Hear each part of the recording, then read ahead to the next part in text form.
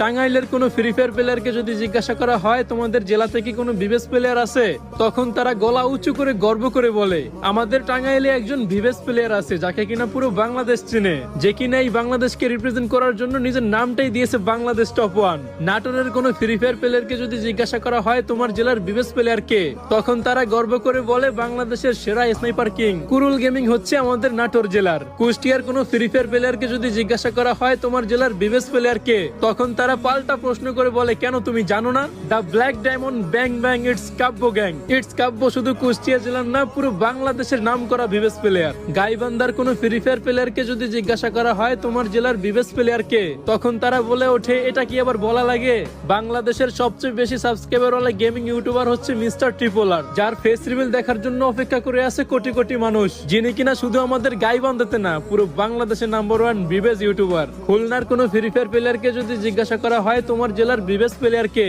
তখন তারা এক কথায় বলে ওঠে বর্তমানে টিকটকে যে কাপাইতাছে ট্রেন্ডিং সেই আমাদের খুলনা জেলার একমাত্র বিবেস ইউটিউবার একে মিরাজ গেমিং। নোয়াখালীর কোনো প্লেয়ারকে যদি জিজ্ঞাসা করা হয় তোমার জেলার বিবেস প্লেয়ার কে, তখন তারা বলে ওঠে আমার জেলার বিবেস প্লেয়ার হচ্ছে জিডব্লিউ সিয়াম ভাই। তোমাদের কার কার জেলায় কোনো বিবেস প্লেয়ার নাই আর কার কার জেলায় কোন কোন বিবেস প্লেয়ার আছে আমি কমেন্টে দেখতে চাই। আর হ্যাঁ, তোমরা যারা খুব সহজেই ডায়মন্ড টপ আপ করতে চাও তারা এখনই প্লে স্টোরে গিয়ে ডাউনলোড করো বট টপ আপ।